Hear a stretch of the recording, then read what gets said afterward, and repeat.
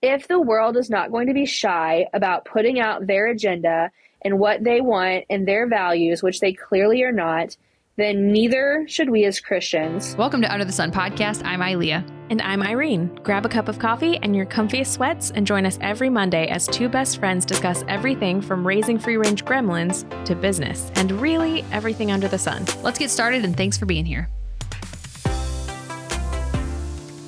Yo, hi, how are you? I'm doing good. How are you? Good. For all of the listeners and not watchers, we have Brenna from Elly&Grace. So do you want to tell us a brief summary of who you are and what your company is? Sure. I'm Brenna. I'm one of the owners and designer of Elly&Grace. I own it with my husband, and we've been making Christian apparel since 2016.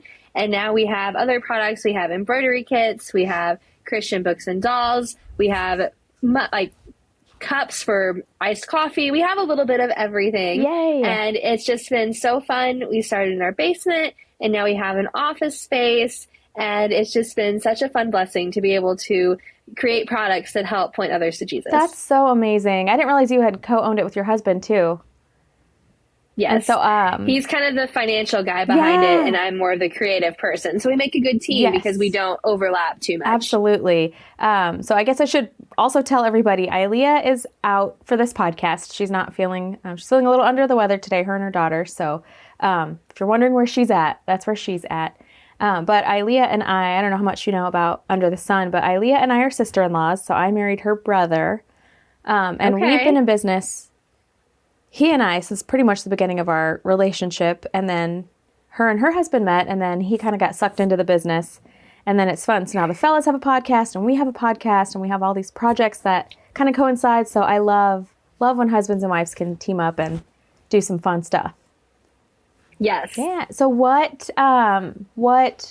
made you want to start the business? Was it your idea or his idea, or who had the heart behind it? It was my idea. I was at a Christian conference. I was I felt very unsatisfied in my life. Mm-hmm. I was working at a nonprofit part-time. It was supposed to be a short-term thing because, once you decide that you want to start a family, then that happens immediately. Right. So then you don't have to, then I was like, okay, well, we're getting ready to start a family. I don't have to worry about this. And then I was there, and then I was there, and then I was still there. And we moved farther away from the place that I used to work. Mm-hmm. And I was like, well, I can have an hour commute because I'm not going to be there for that long. Yeah. It's going to be fine. But I was there for a long time. I was there for 5 years. Oh my goodness. So it was, and we weren't trying that entire time, but we were trying for about half that time. So I was just very just getting miserable. Yeah. Because this is not how I wanted, obviously I had the plans that I wanted my life to go. Of course. And obviously, my plans, of course, I thought were the best plans. So I went to this Christian conference with one of my friends. And in the conference, it was about being fearless. And when I went, I just had in my mind, you should start a Christian t-shirt company. And I never had thought about that ever in my entire, ever. Mm-hmm. I didn't even do that. I did fundraising. I wasn't even doing creative things at that time. Yeah. So I came home. I told my husband about it because I figured he would probably tell me, this is a crazy idea. Let's not do that. Mm-hmm. And instead he was like, okay, that sounds good. Let's try that. And then I got a few weeks later, I got a bonus from my nonprofit job, which I think was the only bonus I ever got while I was there, out of the blue. And it basically paid for the supplies to start, get the basic things of what we needed. That's so amazing. So we did that. I did both of them for about 6 months, and then I ended up leaving so that I could just focus on it full time. Yeah. After about 6 or 7 months. Oh, that's so awesome. And then it's just been off from there. So when you started out, was Instagram the main thing, or what was your starting point for the business? Instagram had just switched from the chronological feed that everyone loved so much. I still miss that one. I didn't get to have a part of that. I think it was right before that, or maybe it was right after. It was about in that time frame that they had switched. Mm-hmm. So it was that. Back then, Facebook didn't, they allowed you to locate people that were Christians. they've since taken all of those keywords away. Oh, yeah. But then they did allow you to do that because, if you're not a Christian, you're probably not going to be interested in our stuff. Right. So we were able to target a little bit better then to help grow our audience. And of course, an email list was one of the first things we did so that we can continue to directly reach those people. Yeah. I've heard a lot of business things say, even if, we all know they're trying to squish the stuff they don't want out there, which is very frustrating. But even if you're not like a Christian-based company, companies in general, like you can get your Instagram hacked, your Facebook hacked. So I've been hearing a lot of like, so you have 200,000 Instagram followers. Great. Your account gets hacked. You have no emails, no marketing. You're starting from scratch again. So that's awesome that you did that first thing. Yes. It's funny to me with Instagram and Facebook. Well, I guess they're all owned by Meta now.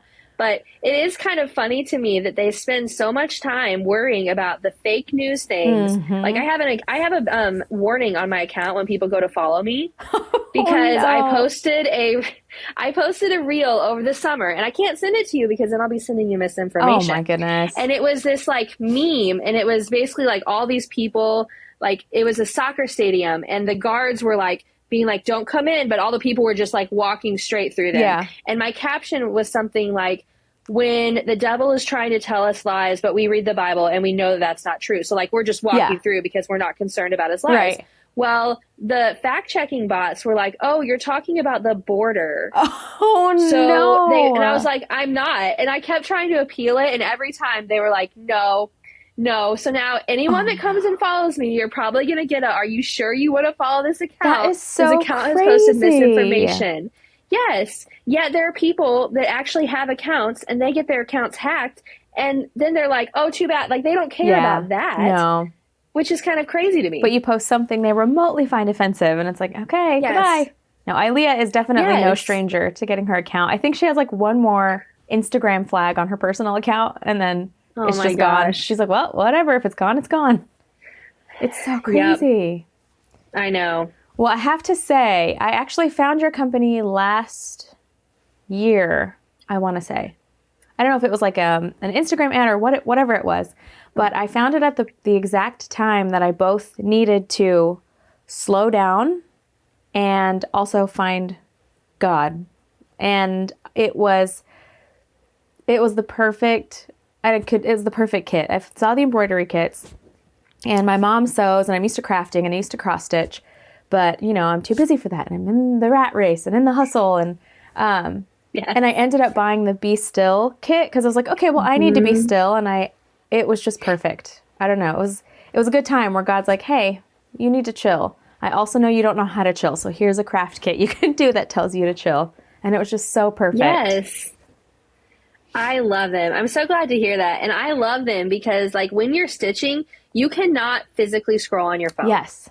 You can't. There's a lot of things that you can't do that sometimes I know I'm like, sometimes in the evening, I'm like, okay, I'm just going to sit here and do this thing. And then before I know it, like 30 minutes has passed and I'm still on my phone and I'm like, well, I didn't do anything else that I wanted to do. Yeah. Like I create all the kits and I have to stitch all the kits and like do all the decide like I do it. And then I'm like, oh, I don't like that color. And then I rip it out and then I do it again. And so it's time consuming, but it's nice because it's something else that I'm doing that I can listen to something or I can just enjoy silence. Yeah. Sometimes that's just wonderful and just take a breath. Right. I notice that I'm more anxious when I haven't been stitching. Yeah, I love it. That's very true. And how old are your kids at this time? Grace is 4. Oh. We only have one. Oh, I love that. So yes, 4 is so fun. Born. Yes, she's a great age. She was born in January 2020. Yeah. So, yeah. I bet that was it was an a whole interesting story time in itself. to become a parent. Yes. Yeah, it was challenging. Yeah. Yes. My kids are 2 and 4, but my son's about to turn 5. So he turned 1 in 2020. But I've noticed when I'm on my phone a lot, my kids will get really irritated with me, understandably. Yep. And if I'm crafting, we do a lot of crafts together and we're homeschooling for right now. So their brains don't think, oh, mom's over there sewing again. It's like, oh, she's making a craft. And they get a lot less irritated. Well, they'll come and knock my phone out of my hand or like throw a pillow at me. And it's like, oh, okay, I'm on my phone too much. But they know if Mm-hmm. I'm embroidering or crocheting, then they're most likely going to get to keep it or steal it from me. So, okay, go ahead and craft, Mom, so we can have more toys. Yes. Well, how do you feel about crocheting? Because for Christmas, my husband got me, I told him I maybe wanted to learn how to crochet. Yeah. And I was thinking like a small project, Yeah. but he got me like an entire DIY blanket Oh kit my goodness. that has like 100 different squares that have different like patterns and different, and I'm like, No. oh no. When I opened it, I was like, oh no, this looks challenging. Like I was thinking like one of those little like animals. Yeah, the little wooble things. Yes, I wasn't thinking like an entire adult size. Like I think it's supposed to be like a queen size Oh blanket. my goodness. That's, I mean, you know what? And though? I've never Go done for it before. So I love it. is it like easy? It is when you know the basics. And now, like, because again, I Okay. started that last year as well because I really needed to sit still, but I really couldn't sit still. I used to knit years ago, and then crocheting always just seemed too hard. And then those little, again, the little kits. I'm a sucker for a kit because I can't always go to the store and buy everything. So if I can buy something Right. where everything, I have all the supplies and I can just think a little bit less, the kits are great. Yes. So if you have all the supplies you need, then if you're just doing it as a fun thing and not, oh, I have to get this done, I think you're going to love it. Yes. Well, that's, I think, why he got it for me because, like, embroidery used to be my hobby. Yeah. But now Oh, yeah. it's, like, some of our things. So I'm like, okay, I need another thing that's just, like, for fun. Yes. It's still fun, but it's, like, a different kind of fun Yeah. because, like, I had to make the 2 kits for Easter, and then I have to come up with new kits for the summer. So it's not exactly the same as, like, me getting a kit for someone else Yeah. or just, like, doing it for myself. It's not exactly the same anymore. Right. So I think that's why he got me the crochet. That's awesome. I think you're going to love it. Oh, another thing I would say that kind of I excited. loved is I love that with your kits, you have the YouTube videos to go along with it. Yes. Because my mom and my grandma both embroidered, and my mom has like the fancy machine that embroiders whatever you tell it to with a computer, but she still likes to sit with her hands and do it every once in a while. And I think for sometime last year, I made her a kit that said like sewing makes me happy. I think I found it, probably Hobby Lobby. And I sent that to her and she was like, how did you do all of these things? I was like, well, and then I sent her your YouTube and all the links to like how to do these fancy stitches. And I was like, well, I don't know that they're fancy. And she said all that she had ever done is just in and out and in and out. So Oh, the okay. YouTube videos are super helpful too. Cause it's like, oh, she never knew you could do all these cool things. I'm more of a visual learner. Yeah. So like written instructions on say how to do a French knot, Yeah. for example, like no, there's no amount of written instructions that would be able to tell me how to do that. Yeah. Even with pictures, like I need a video. Yes. And so some of those, they look like they're hard stitches, but once you watch the videos and you're like, okay, now I see how it's working. Yeah. Then it's a lot easier than just being like, okay, look at this. It looks really intimidating. Right. When it actually really isn't. Yeah. That's awesome. I would say the same for crochet. Look for videos, and if the video Okay. makes it too complicated, it might be the person, they already know how to crochet and they like forgot how to teach someone Okay. that doesn't. Because I found some videos Makes where sense. I had to play the video. I was trying to make a granny square, and I had to Yes. put the video on like quarter speed. So I couldn't even listen to the words because you couldn't understand them. But she was just like, oh, Yes. simple. And she whipped it up. I was like, what did I just see? Yes. But yeah, I think you're going to love it. Yes. Okay. Yeah, I think. I might have to get one of the little animal kits just to try Yeah. it before. Maybe that would be less intimidating. Because, yes, it's a bunch of little granny squares, and they're all different. Oh, no, it's not even the same one you can master and then keep going. I bet it's going to be fun, though. No. Maybe. I don't know. I haven't tried it yet. I was going to try it, and then I was like, no, not today. Yeah. And I haven't done it Yeah. yet, but I need to. And the kits are fun. I let my kids, when I decided I was going to buy one, I had my phone out, we were scrolling. I was like, okay, each of you pick one, because I thought that would give me more motivation to finish it if they were super excited. Mm-hmm. So that was really fun. Well, good. Yeah, I'm glad you enjoyed it. I love embroidery. it's so fun. How have you been embroidering for a while? I started embroidering. Well, when I was a kid, I did a lot of cross stitch. Yeah. And which is basically just like X's and X's. Mm-hmm. But I didn't really like doing that because I would always, I would do one too many or two too many. And I didn't like having to count. Oh, yeah. So sometimes we'll get comments and people are like, oh, I wish these are cross stitch. And I'm like, but embroidery is actually easier Yeah. because once you have the pattern, you don't have to constantly, once you know how to do the stitch, Yeah. you can just do it. You don't have to keep being like, okay, 8 over, 4 down, Right. 2.5 up. So I did that. My grandma used to do cross stitch ornaments for us every year. Oh, I love that. So yes, so I did cross stitch when I was littler, and then I started embroidery. I'd say when my daughter was born, because I needed something to do. Yeah. Especially being at home all the time with a newborn, and it was a challenging time. So being able to have something to do, and then I decided I wanted to create my own just for fun. Yeah. And I wasn't really thinking that we were going to add it into the business. And then we did a little test, and they sold super fast. So now we have it as part of our life. Yeah, that's awesome. How do you come up with your designs? Is it a lot of just sketching? And then I know you said you don't like that color, you'll rip it out and go again. Yes, it's basically sketching. I use Procreate a lot for my sketching, and I actually got on Etsy, you can get color palettes for all of the DMC colors. Cool. And they don't match exactly, but it helped me to kind of visualize what I wanted it to look like, and then I could have my backup colors. So I'll generally sketch it out on my iPad, and then I'll print it out and trace it, and then kind of see how it goes. Sometimes I make the flowers too small in my original drawing, and so then I'm like, okay. And now I'm trying to think of, because I can do a pretty complicated pattern, but now I'll be stitching it, and I'll be like, this is going to be too hard. Like, nobody's going to want to stitch this teeny tiny flower. Yeah. So they might. I'll take it and I'll make it bigger and just try to make it a little bit easier to where there's options available. Yeah. But yeah, I do it all on my iPad. That's so I don't really understand how to do shapes and those things on Illustrator. Yeah. So I just have to do it on my iPad. I love that. Sometimes overthinking it really slows down creativity and business flow too. Yes. Especially we used to have someone that would watch my daughter during the day, 2.5 days a week before she went to preschool. And now she's in preschool 2 days a week. Oh, and I usually come to the office 1 day a week, which is where I am now. Yeah. And then I work from home the other day. And I just found from my own workflow, it's very hard for me to be creative unless I'm completely by myself. Yeah. And it's just challenging for me to be creative at the office. I think it's because there's so many distractions. Yeah. And people come in and they need things, which is great. And they should. And it's important for me to be here, but it's not usually the time that I'm able to do creative things. Emails need to be checked and people need to be responded to. Yeah. No, I get that. Yeah. How do you pick your verses out for each design? Do you have a method, or do you just whatever pops in your head? Yeah, they're kind of just whatever pops in my head. Yeah. I was thinking that I want to do an Amazing Grace one. Yeah. That'll probably be one over the summer, because I think that would be fun. I'm thinking a wreath or something. Yeah. I like the landscape ones. Me too. Because I just enjoy looking at them. And it just kind of, whatever, we have 2 that are coming up for Easter. He is Risen, and then we have a Ted Alessi one. Fun. So we have those 2, and it'll be, I think it'll be fun. Yeah. What caused you to think of doing the whole kit? Because did you buy kits when you were starting out, or did you just buy all the ingredients, I guess I'll say?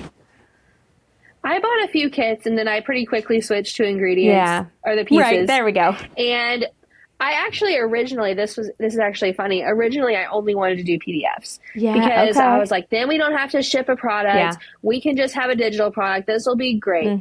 No stress, problem solved. Yeah. And then I made a few of them, and our first ones had a lot more colors, and they were a little bit more complicated, because I was like, well, we are not going to be sending anything, so I don't really care if they need to go get 14 colors. That's totally fine. But when you're making thousands of kits and you have to do 14 go arounds instead of 7, well, that's annoying. So my husband was like, well, I think we should try kits, because people want everything to be done for them. And I'm normally a person that would just go get everything myself. Yeah. And so I was like, okay, well, we'll try it. And then they did so well. And now what we do is, once we retire a kit, we'll then offer the PDF. Oh, so we do have PDFs available. Okay. But they're not the same designs. Yeah. Okay. So if they're a kit, you can't get the PDF. But if it's a PDF, it'll be up forever. Yeah, that's awesome. My mom and I are similar in that we like to do it, but opposite in that I want a kit and my mom wants to go pick out the colors herself. So I think it's fun, because then you're getting both sides in there. Yes. Which is fun. Yeah. And I like picking out the colors. Yeah. I At first I started with like a little box and I was like, I don't need any more. Yeah. And then I got 2 boxes for thread. Yeah. And then I just said, okay, no more. I cannot get any more. Yes. Now I have 3. Oh, yeah. And I think I'm good now because I about have every single color that's offered. That's awesome. I don't need any more because I don't have any more to get. I keep sending my husband anytime like a Valentine's Day kit comes up where it's like someone brought in a bouquet of like yarn. And I keep sending that to him. Cute. He's like, you don't need any more yarn. You don't need any more thread. And I'm like, do I though? Do I not? Right. Of course you do. When did the dolls come in? I saw those. Actually, I just saw your kit of dolls. I was like, oh, it's all 3. Yes. So let me think. In January, I wrote them all in, I think it was January 2022. Now I'm forgetting. I'm working on another set of them. Yeah. So I'm like, I can't even remember what happened with these original dolls. Yeah. But I went to the library, our local library. We live in a small town in Missouri. It's in general pretty conservative out here. Yeah. But when I went to the library with my daughter, some of the board books were not, I was like, what is this? Yeah. And I just felt that if the world is not going to be shy about putting out their agenda and what they want and their values, which they clearly are not, then neither should we as Christians. And that's kind of what started the books. It's kind of funny because I hate writing. Yeah. And when I was a kid in like high school, they would say, okay, give us an essay that's like 8 to 10 pages long. Yeah. And I would like be squeaking in at the 8, doing like some fancy things with the margins and the spaces because I did not have that much to say. Yeah. And so for me to write these books, I just said, okay, God, if you want me to write these books, then you have to give me the ideas because I don't have anything. Yeah.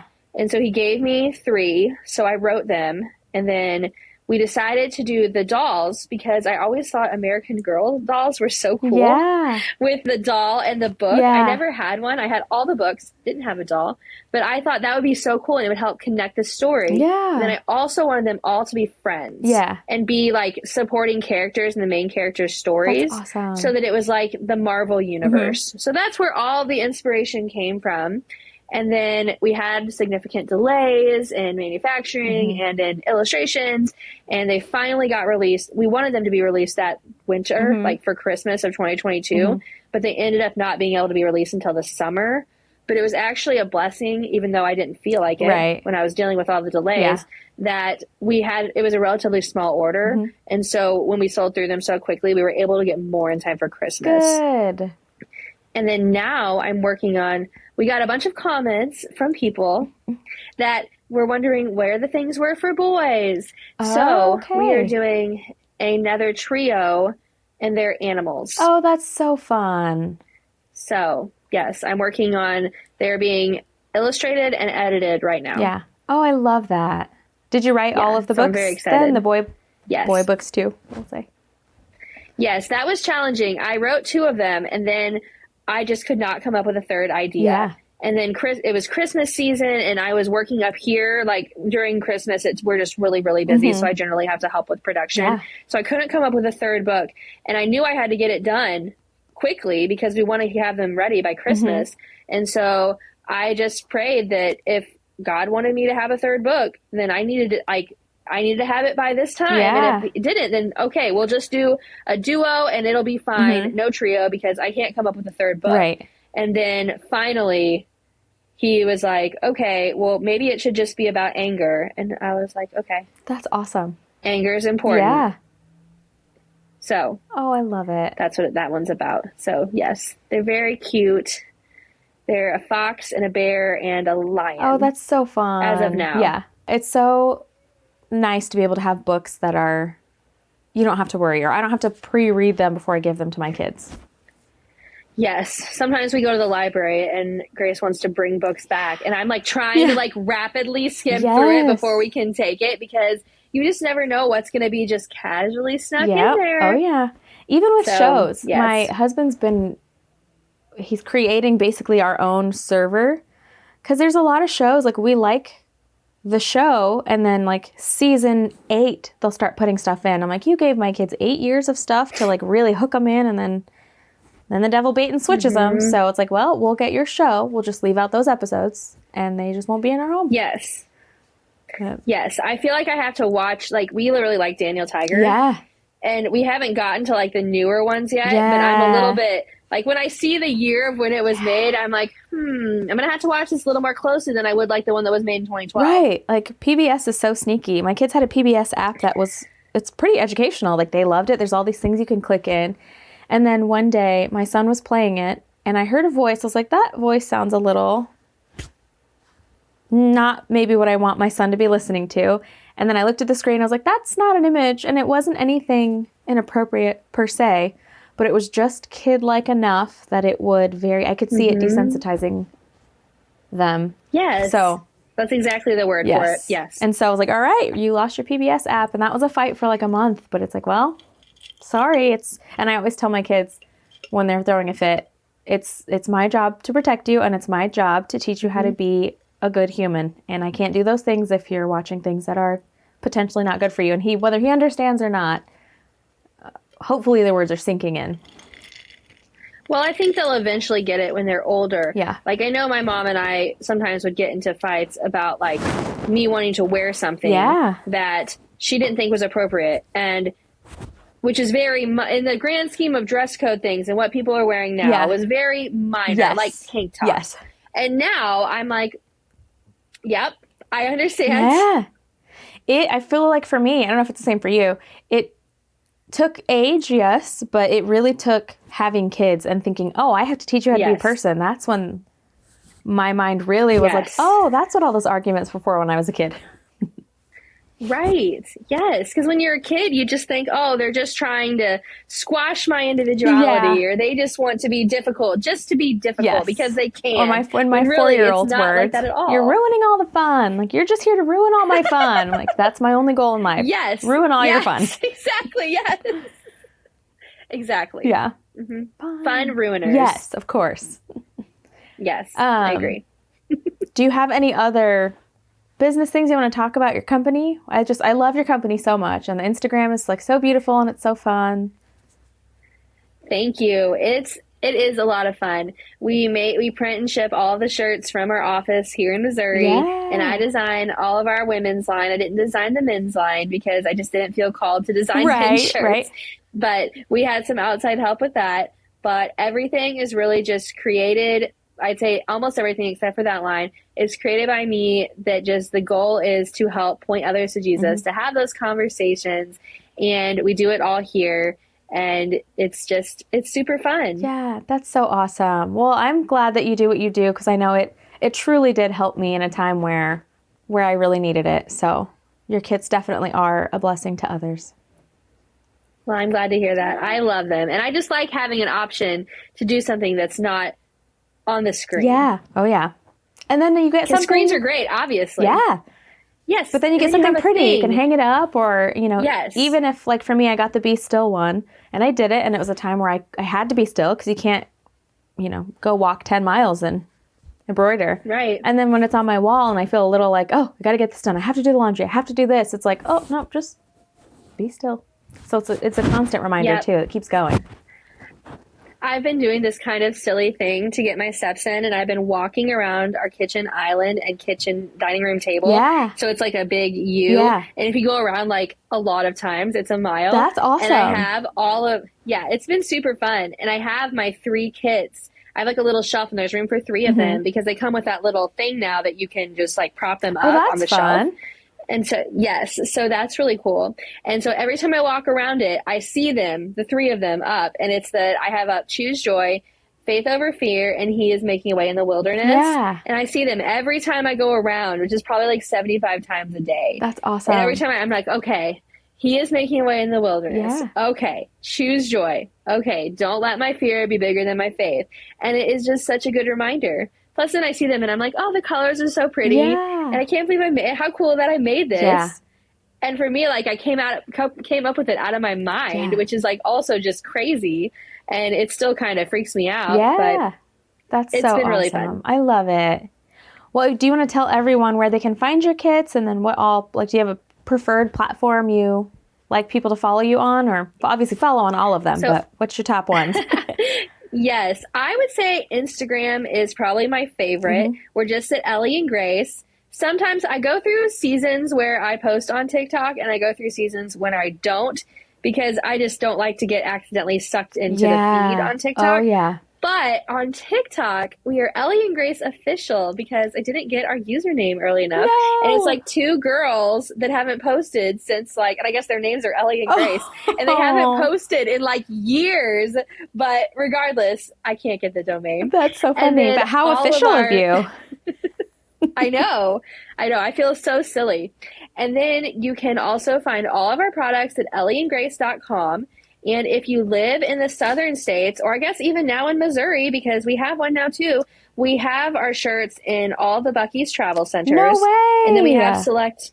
That's so fun. We have select other retail locations as well. How did that come about? Like, do you have to shop them out, or do they reach out? They actually emailed us. That's amazing. And I actually did not have a Buc-ee's here in Missouri. And we didn't road trip growing up, so I had no idea what Buc-ee's was. Yeah. Which now is like crazy to admit. Yeah. And I thought it was a spam email, and I almost deleted it, but I'm glad I didn't. Yeah. And they're wonderful, and it's really cool to be able to be in their stores. That's so awesome. I actually didn't know what it was until May of this last year. We took a road trip from Illinois to Tennessee. And my parents are in New Mexico. They flew out to Tennessee. We picked them up and continued our road trip. And my dad there's a Buc-ee's, we have to go. And I'm like, okay, it's a gas station. And we spent like an hour and a half just wandering the store. It was so funny. And then now, it's like, now if you don't know, it's like, how do you not know what Buc-ee's is? Right, exactly. Yes. Okay, so you're in Illinois. I am. Okay. Yeah. So we're basically neighbors. We are, yeah. I have to drive through your state every time I drive to my parents' house. Or anywhere for that matter. You have to go that way anyway. Yes. Yeah. Well, that's awesome. Well, thank you so much for taking your time to chat with me today, and for all of the time and all of the effort you've put into building your company, because it's just so helpful to me specifically, and I know my mom. So we're really grateful for you and all the work that you're doing. It's very fun. It's a huge blessing, and I'm very thankful that God's given me this opportunity. Yeah, absolutely. Well, everybody check her out. Check out all the social medias. We'll put all the links in the description as usual.